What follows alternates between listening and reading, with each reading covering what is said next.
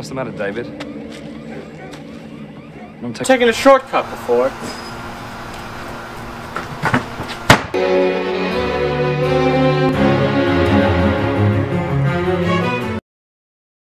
Hey guys, welcome back to the GBDENG Podcast. I'm one of your hosts, Aiden Billing. I run GBD Reviews on Instagram. And of course, it's my buddy Daniel. He runs ReviewEng on YouTube. Please hit the subscribe button on this guy's videos. And this is going to be posted to our new account, if I'm not mistaken, right? Yeah, correct. So I decided to move everything over to the GBDENG Podcast channel. We'll probably come up with a better name. And yeah, we still need all to do these will that. be uploaded there for sure. I might continue to upload them maybe on my other channel. We'll see. But for now, I'm going to upload them here. I might, especially since I'm probably not going to do a lot of content right now because I'm busy. But yeah, of course. anyways. Yeah, me too. Aiden, I think we can hop into some trivia real quick. So my question for you is, Yes. for which film did Quentin Tarantino win the Palme d'Or at the Cannes Film Festival, which the film we're talking about today won, and in what year? Okay, so you see, I'm pretty sure I know that one. That's Pulp Fiction in 1994? Yep, that's correct. All right, got it. Yeah, this one's not really related to like our movie today. I just thought I would put it in there because you know, for reasons. But it should be pretty easy. What movie did Brokeback Mountain lose to at the 2005 Academy Awards for Best Picture? I should say. Would be Crash. Yes. Yeah, I still haven't seen that movie, but like I've seen clips and bits and pieces of it. It looks really It's bad. odd. I've watched it. Yeah, it looks pretty bad. It's bad. Yeah? It's funny, honestly. Right, let's get into some movie news now. Yep. I'll say some of my clippets that I found. So the first one is that Universal's putting a couple classic monster movies on YouTube up for free on YouTube. The movies are Dracula and Frankenstein. Personally, I've never been a huge fan of like old movies. I found that I definitely enjoy more modern films. I enjoy the ability that technology is given for filmmakers to create films, but I definitely appreciate some of the older films. I think my favorite oldest film would be Casablanca, 1942. Yeah. I think that story definitely very much holds up, and the cinematography is still pretty good considering the time. Yeah. No, I mean, like, I've heard that is a great movie. I have not seen that one, but I actually haven't really seen a ton of old movies, to be completely honest with you, which, it sucks to say as, like, someone who loves movies, but I need to maybe try and get on that more. Maybe I actually do quite like the monster movies. Like, I saw the, the first Universal remake of The Mummy. I don't know if, is that one going to be up there as well? I wasn't really sure, but if that's up there, I'd definitely check it out. Yeah. I don't know. Yeah. I'd have to look at the full list. But, yeah. Another funny thing, so this is more of a funny story type one, but at the Gothenburg Film Festival, which is in Sweden, they're picking one film fan. They're going to send them to an isolated island to have them watch their entire festival lineup, which is about 60 movies for a whole week. And they're going to take away his phone, his any technology to make sure he doesn't leak anything, so he's focused on the movies. But there's a contest for this. It's taking it's very interesting. For sure. What the heck? Yeah, I know. You got to give it to the Swedes. They're certainly innovative, not only with their furniture and their food, but with this now. That's incredible, man. Yeah. Look at that. It's pretty interesting. Amazing. Be very very interesting to go to just spend a whole week just at the island. I wonder what they're going to I don't know what the shelter and food and all the living space is going to be like. So who knows? Maybe it'll be a mini vacation, or it could be like the Lighthouse. I don't know if you've seen the Lighthouse. No, I know what you're talking about, though. Just pure isolation, not really a lot of contact with the outside world. Yeah, I get that. Yeah. I'm assuming there will be some people, because I don't think he's going to be relied on to eat by him, make food for himself. Of course not. But we'll see. I don't know. We'll see if there's any more. This was on CNN, so they clearly thought it was newsworthy. Cool. Definitely. We got a first image of Sylvester Stallone in another movie called Samaritan, where a young boy learns that a superhero who went missing 20 years ago lives next door to him. Seems not too innovative. Seems kind of interesting. I don't know. Sylvester Stallone is definitely someone who can be really good. He obviously is very famous for his work in Rocky movies, which include I include Creed when you talk about that for sure. That's probably his best performances in Creed. Everyone thought he should have won Best Supporting Actor. It went to Mark Rylance instead. I really like Mark Rylance's performance in that. I don't know. I wouldn't want to choose right now. I did think about Yeah, it. no, of course. Yeah. I mean, he's a really good actor. Of course, he's mainly known for his, like, action movie roles and stuff like that. But, like, when he does a good performance, like, it's a good-ass performance, to be honest. I mean, like, I believe, didn't he get nominated for Best Actor for the original Rocky movie? I can't really remember. I know he did win an Academy Award for, Best Original Screenplay, but I wasn't sure if he got nominated. Yeah, I'm not sure if he got nominated for actor either. Yeah. I'd have to check. No, but I did like his performance in Creed as well. That was definitely like one of the highlights of like an all-around stellar movie. So yeah, for sure. Yeah. We got new images. I was gonna move on. No, it's okay. You go first, man. All right. Yeah. I was gonna move on. We got a new image of Anya TaylorJoy and Matt Smith and Edgar Wright's Last Night in Soho. I think I talked about Last Night in Soho a little more. It's on my most anticipated movies list. Yeah, I thought Thomasin McKenzie might be a lead. From images, it looks like Anya Taylor-Joy is going to be the lead, which, considering the atmosphere, it's very appropriate. She was a very huge... She's probably had the best 2020. I think I've mentioned that before in this podcast. Yeah. Of almost any actor, I think, especially with The Queen's Gambit, one of the hit narrative docuseries. Probably the best the best TV show on Netflix in general, from both popularity and a quality perspective. Other things like Tiger King and Last Dance, I think, compete with it, but both of those are like documentaries. Yeah. But, and then she's also been able to do some work in Emma, and I think the New Mutants, which was an X-Men movie, which apparently wasn't that good. I haven't seen it. But I saw it. It was bad. It was bad? Okay. But no, she's definitely very much an up-and-coming talent. I haven't heard of Matt Smith before. I had to look him up. Matt Smith, no, he was one of the he was one of the doctors, from Doctor Who. I believe he was Doctor Who. So. Yeah, no, I haven't watched Doctor Who either, but I pay attention, to that sort of stuff because it's pop culture, right? I mean, for sure. I think he was the third most recent Doctor, before Karen Gillan, and then like that older gentleman who was before Karen Gillan. So yeah.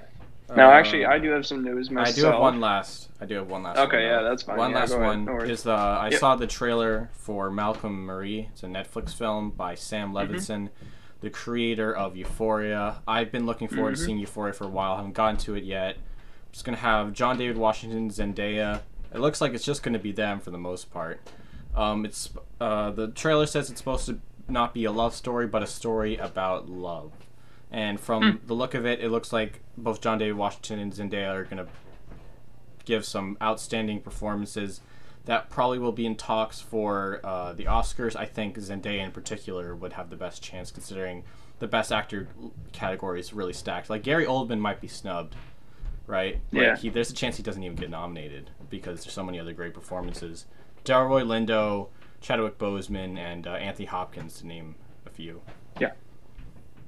Yeah, no, I don't know if I saw the trailer for that. That sounds like it could be pretty interesting now, just with that cast alone. I mean, like Zendaya, like I remember watching her on, Shake It Up on the Disney Channel, and she was awesome there. But like, she wasn't like obviously great, right? 'Cause she's a kid actor, right? But like, I do remember thinking, she has star potential, and like, but I did not think she would get to this point where she's one of the more respected like actors in Hollywood. It's insane. To be honest, so what a journey she's had. Yeah, she's definitely starting to rise up from more of a popular actress to one that people definitely see as one of the more talented ones. Especially with her Emmy win with Euphoria, that definitely boosted her as far as talent goes. And then I'm sure this movie will get her maybe a nomination, or at least definitely in the talks for a nomination. Yeah. So for sure, it easily could launch her into one of the more talented actresses, alongside like people like Saoirse Ronan. Who constantly get Oscar nominations for how good they are. I believe you have some news, right? Yeah, no, I was going to talk about I don't know if you saw, but there was like some stills that were released like last week. I was going to talk about them, but I decided not to mention just for timing purposes, right? But there's some stills from the new Uncharted movie that's coming out this year. And I wanted to ask you, like, what are your expectations for this film? Are you excited about it at all? I mean, like, even not knowing anything about the games, I don't know if you have played them before, but never heard. Really, don't even know much about their concept. But it's like adventure type stuff. It's a bit like it's sort of like Indiana Jones, I guess, but more modern. I think I mentioned this. I haven't watched any of the Indiana Jones movies ever. No, I do remember that. Yeah, I'm not too interested. It's curious to see Tom Holland in I am interested in most video game movies. I have been waiting for a video game movie that applies to something more I like directly. I don't know. I guess I can't. Overwatch would be the number one, but for me personally. But yeah, I know. I'm not knowing much about Uncharted, not knowing much about the director. I will probably think about checking it out, especially if it gets good reviews. I think it will probably depend on the reviews for me, though. It's not going to be something I'm lining up to see immediately. But no, it's definitely interesting. Course. Yeah, I mean, like for me, I kind of like the idea of like, remember when the Assassin's Creed movie was announced, right? And then we saw the trailers. Like, I thought it looked cool, but I wasn't really super excited about it, right? Because I played the games before, but I thought they were alright. But then, like, I saw the reviews and I was like, no, I'm definitely not checking this movie out. I don't know what it is about video game movies, but I think the thing that makes video games so great is like not just the story, but the fact that you can actually like be the character and like execute this stuff in real time. But making it into a movie kind of takes that magic away, and maybe that's why they don't always land. So yeah, for sure. Yeah, I think that's kind of the competition right now, is for someone to make a video game movie that people respect and think is good.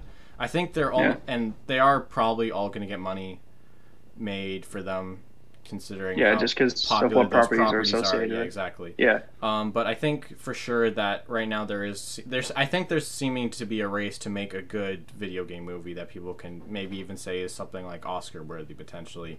Like apparently, I don't know, my brother's been talking about like a Five Nights at Freddy's movie that is theorized to potentially have someone like Christian Bale attached to it. Oh God! But no, that's very much. Those are very like much rumors. Yeah. Very much rumors. There's a lot of people who are fans of that kind of stuff. So I think it is just a race to see who can make a video game movie that people respect and like. And I don't know. I guess Uncharted's part of that race. We'll see. How it goes. I mean, honestly, Five Nights at Freddy's movie, that would be kind of funny to see. Just because like the game, it's it's a really stupid game. But I mean, like I did just say that Christian Bale may not take it, but at the end of the day, he's also the guy who turned down Terminator Salvation 3 times and then selected it again. So I mean, anything is possible. Anything is possible. We will see. Yeah. All right. Anyways, one more thing I have before we get into our main segment, I just want to quickly mention Marion Ramsey, who is best known as her performance in the Police Academy films as cadet, then officer, then Sergeant Laverne Hooks. She recently passed away. I'm not sure what illness she had, but she died at the age of 73, like 4 days ago. Yeah, 4 days ago on January the 7th. Yeah, very sad. I don't know if you've seen those films now. They were pretty stupid, but I mean, like, I don't know. I kind of enjoyed them a little bit. They're a bit of a guilty pleasure, Right. Yeah. I think I wanted one last thing before we get into the film. I think you mentioned that last week there was, I don't remember her name exactly, but there was a girl who was a part of the Bond films who passed away. Tanya Roberts. Yeah, Tanya Roberts. Yeah. It turns out that the original reporting of her passing was actually, it was an error. And it turns out she was actually alive, but then she died, like a few days later. So, unfortunate for that, but just wanted to... It was very unfortunate. Yeah. Anyways, I think it's about time we get into our movie. Yes, so I last agree. week I said, we're watching Shoplifter. We watched Shoplifters movie. Yep. I don't know, where did you end up checking it out? I just want to quickly ask. Well, I actually had to I got it on Apple TV. I couldn't find it on any of those like education platforms you were telling me about, but I got like a free trial because it actually wasn't included with Apple TV, but I just canceled it today, so it's all good, All right, but cool. Yeah, definitely worth the watch. I mean, like, I think you should probably start then. Yeah. This is your choice, I'll quickly run down with the film. It's it's a Japanese film. I said last week it was a Korean film. I was wrong. That's my fault. It was directed by Hirozaku Koreeda. I'm definitely pronouncing that wrong. Stars Lily Frankie. I'm assuming that's how you say it. Sakura Ando, Mayu Matsuku, Kari Gio, Mio Sasaki, and Kieran Kiki. It was directed, written, and edited by the director, so very impressive. It's pretty big undertaking, to be honest, especially considering how long that film is. It was 2 hours long. It's just long. Like a minute over 2 hours long. Just over 2 hours. Yeah, crazy. I know, but honestly, like, I don't know. I don't even know what to say about this film. I mean, like, it's nothing like anything I've ever seen before. Like, it's so low key in its execution that you almost mistake it for boredom. But there's so many like subtle things that each character does throughout the film, and like no character has like I don't really think there's a lot of like moments where like traditional like movies where one character has like sort of like a monologue or anything like that. But no, it's just like it feels more like real life, to be honest, because like real life's like not always like this grandiose thing, right? And I guess that's kind of why it makes it so good. What do you think about that? Yeah, I definitely love this film. I think every scene pretty much tops the next. I think it very much builds up, especially at least the first 2 acts are definitely weaker than the third act, and the third act is probably the best part of the film. It reminded me a lot of Kajillionaire. I think that's a film you haven't seen. That one came out this year. It's I'll break down its relation to this movie. So Kajillionaire is about a girl whose parents have been raising her to basically be a thief her whole life, and then at one point they run into this random girl who agrees to be part of a heist for them, but it goes completely wrong, and she ends up getting away from her parents. In that case, her parents are very much creeps in that movie. I won't say more because I think you should experience it with pretty much blind. But here in Shoplifters, it's a pretty similar thing. It's very much a surrogate family. It kind of reminds me of those commercials actually, where it's like that average family SUV is like, your family's not average, why should your SUV be? And I think because it's like your version of family can be whatever you want. And I think that film kind of has that, along with a lot more heartfelt parts other than you can just choose your family kind of thing. I think the performances are very excellent. It like you said, it very much emulates real life a lot. I think the film's look does that a lot too. I personally wasn't the biggest fan of the look of the movie. I think it would have been, like, of course, I'm more of a fan of more fast-paced pans and camera movements. No, I definitely agree with that. I like, or it would be very still. It was kind of in the middle. I don't usually like that. It definitely wasn't bad. It's just not my personal taste. Like someone like the film you watched, like Children of Men, constant fast movement, the shaky, purposeful shaky cam. I really like that. So I really like the look of that film. But no, this film does a great job at emulating real life. It did what it needed to. The look just didn't completely work for me, but yeah, no, this is a great movie. It definitely creates a great atmosphere of real life, and you really believe that they're the situation they're in. Yeah, no, it was a crazy transition to go from the film that we watched last time and then this one now. I started to feel bored at the beginning, but I think as the story progresses, it's like you get into it a bit more, right? Mm-hmm. But yeah, no, I also kind of felt like some of the transitions from scene to scene were just cuts to black. I didn't really like that, to be honest. I thought that was a bit weird. It almost felt like there was a commercial coming. Right. I don't know if you felt that as well, but it felt a little bit odd to me. But I don't know if that was a stylistic choice on the part of the director, or if maybe he's not maybe he's not the best with editing and stuff. But yeah. I don't know. I've seen that Mank used that a lot. I know that this made me realize something. I always thought that it was a purposeful choice in shows like Breaking Bad and Better Call Saul to fade to black. But now I realize that since they're made for television, they're just showing commercials in between that. I just realized that.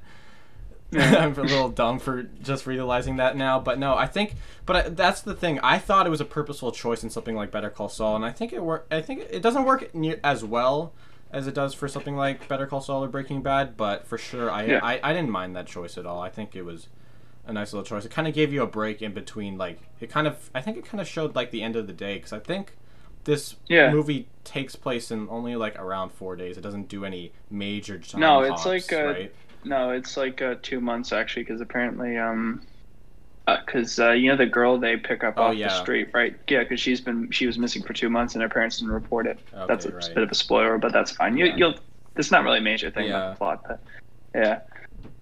yeah. I mean, it was I also kind of felt like some of the shots at some points were a little bit stacked. Granted, this film wasn't made. I'm assuming it wasn't made with a ton of money, considering I couldn't find a lot of sources for how much money this movie was made for. So I mean, they felt kind of stacked. They didn't really they weren't really unique shots. It was just back and forth a lot, or just a stag shot from far away. But actually, that kind of shot wasn't too bad. That was probably one of the better shots in the film. It kind of felt more lively, but I mean, other than that, it wasn't anything really special in that regard. But which is funny, considering most critics' praises were the film's shots. I mean, I think it looks great, but just the cutting of shots together could have been a bit better. Yeah, I think that was the least favorite thing about this film. It doesn't have a lot of music, which I think is fine. Sometimes music isn't necessary, and I think it does a lot for not having music. Personally, I love music in my films most of the time, especially when it's put to good use. In this film, I didn't think it wasn't terrible, but it wasn't the best. I'll just read off some of the films that I like. I was curious what films it'd be to win the Palme d'Or. I think we should watch one of these other films, but I'll mention that later. So ones that I know of are Cold War by Pavel Pavlovsky. He's a Russian director. I haven't seen it yet. It's on Amazon Prime. You should probably check that out. Black Klansman. I personally like Black Klansman a little bit better than this movie. I think it has a lot more energy than this film. It's not that much better. Like, I think technically it's about on the same level. But I mean, like, at the same time, it's Spike Lee. Yeah, you know, and I very much appreciate his style a little more than I think this director's. So yeah, exactly. He really injects his personality into, like, I feel like most of the characters of the film. Yeah, like, a lot of characters in those types of films, they speak their mind, and then, like, their performance is always pretty energetic. So yeah, Spike Lee's style is very much in your face, and it's just like you can't ignore what he's putting in front of you. It's very clear and center. He doesn't do any. He does some, like, symbols in the background, but, like, what he wants you to focus on, he'll keep right in front of you the whole time, for sure. Yeah, exactly. It beat Burning, a South Korean film that I think we should eventually watch on this podcast, or just watch. I haven't seen it yet. It's from Lee Jang-dong. It's a thriller. I personally love thrillers. It's probably my favorite genre, crime/thrillers, I think, would be my favorite genre if I had to pick one. That's apparently very good. Shoplifters obviously won. Under the Silver Lake, I haven't seen that. It's on my watch list. Happy as Lazaro. It's apparently it's sort of like Parasite in how it's like a story about the different classes in Italy. But yeah, I don't know. I think I definitely would pick some of those other films over this one, but but I think this is still a very good movie. I can see why it won. Yeah, I really like the performances of the child actors in this film. I don't know if you noticed that too. The children very much do act like children. It can be a lot of directors can fail to write children as they are, or to direct them to give performances that are like children. So many children are like too aware. Sometimes that's used the best, I think, in a movie like The Nice Guys. I don't know if you've seen that movie. No, I've heard of The Nice Guys. Uses that like smart kid probably the best in any movie. I think I need to watch this movie in a better medium. Like I said, I used the Learn 360 thing that we have from school. It's only in SD, so it was pixely in a lot of parts, unfortunately. Yeah, that's tough. Which is a little bit. Wait, you actually found it on Learn 360? Yeah, I did. Because I searched for it, I couldn't find it. Yeah, I don't know. That's weird. Yeah, so it's definitely on my rewatch list. I think this is a rewatchable film considering how it goes. It's not one that really relies on its ending. I think what makes a film rewatchable is that it constantly it doesn't rely on new information the whole time, or even if it does, you can still appreciate watching it over and over. It's not mainly about I think the plot is what, if you rely too much on plot, sometimes it can turn your movie into an unrewatchable movie unless you perfect it. Things like Rocky, I think, Back to the Future, other classics like that, Star Wars, pretty much not only is it a revolutionary sci-fi movie, but it does the hero's journey pretty much to perfection in any movie I've seen, right? Yeah, no, I do agree with that. Like you said, the plot the plot feels a little bit stacked sometimes. I'm like, that's not the worst thing in the world, because you don't want the plot to be too convoluted, right? I mean, I recently saw a film that was constantly introducing new information. It's called Layer Cake. I don't know if you ever heard of that. It's like Matthew Vaughn's one of his first films, and I mean, it's in the genre of British crime films, right? And so those are they can be pretty convoluted sometimes. Is that the director of the Kingsman films? Yeah, he did the Kingsman films and X-Men First Class. But I mean, it was another jarring transition to go from something like that, and then previously Children of Men to this, and that's just I don't know, very minimalistic, but in a good way, which is not the worst thing in the world. Yeah, I mean, it's kind of nice to see a more realistic, approach to a story for film, But, yeah, for sure. Yeah. So what do you think you're going to give this film out of 10? I gave it an 8.5. It might go down, it might go up when I see it again. I do definitely plan on seeing this again, but it'll probably be a while. But yeah, no, I think that's my score right now. Yeah, I gave it an 8. I mean, it was good, but it wasn't the best film I've seen, to be honest. But yeah, no, I would probably watch it again because maybe there's a few things I missed. Yeah, I would definitely give it I was definitely thinking of giving it an 8, but I figured I should probably give it a little more because I probably missed some stuff, some more important stuff. But and again, I think it's just personal taste. Like as a critic, I think this film I think it's pretty much perfect. There's nothing really wrong with this film. I just don't think it will capture everyone's hearts like it does. And I saw some of the reviews of this movie. Everyone says it's very good. They all give it 4.5-star reviews, but no one thinks it's because I think for most films to be perfect, it kind of has to appeal to you in some way, and sometimes I don't think this film does that. I guess that's the end then. I actually do have a movie to mention this time at the end. I wasn't slacking like I was last week. Thank you for putting in that the what movie I chose at the end for the last video. But this is something that I know you wanted to see, something I definitely wanted to see, and it came out the same year as this film, and that is Sorry to Bother You. I'm really looking forward to watching it. I've heard great things about it, and just the whole premise is just so crazy. And for those of you who don't know, it's about it's about a black man in America, and he is working at a call center, and he makes his voice sound like a middle-aged white man's to get more people to take his calls. And I have already seen this. You have? I have.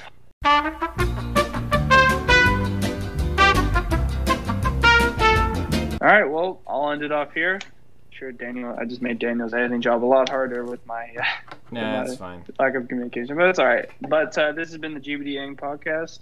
Please follow me on Instagram at GBD Reviews, and please subscribe to this guy's channel.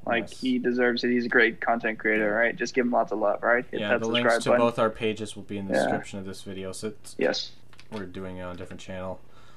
Yeah. Anyways, hoping this video gets more than 2 views because we don't have any subscribers yet on the podcast channel, but we're working on it. It's the fucking YouTube algorithm, man. Don't worry about it. Yeah. That's why I didn't really want to do it on here. To be honest, that's why I didn't do my page on YouTube, just because they screw small people over all the time. It sucks. Yeah, it is what it is. Yeah. All right. Well, we'll see you guys in the next episode. Take care. Bye. In case any of you guys were wondering, next week we're going to be watching Flight. I think we forgot to mention that. It's a 2012 film directed by Robert Zemeckis. It's available on Netflix if you want to watch with us. This is what we'll be discussing next week. All right. Thank you for watching. Make sure to subscribe. Goodbye. Back in the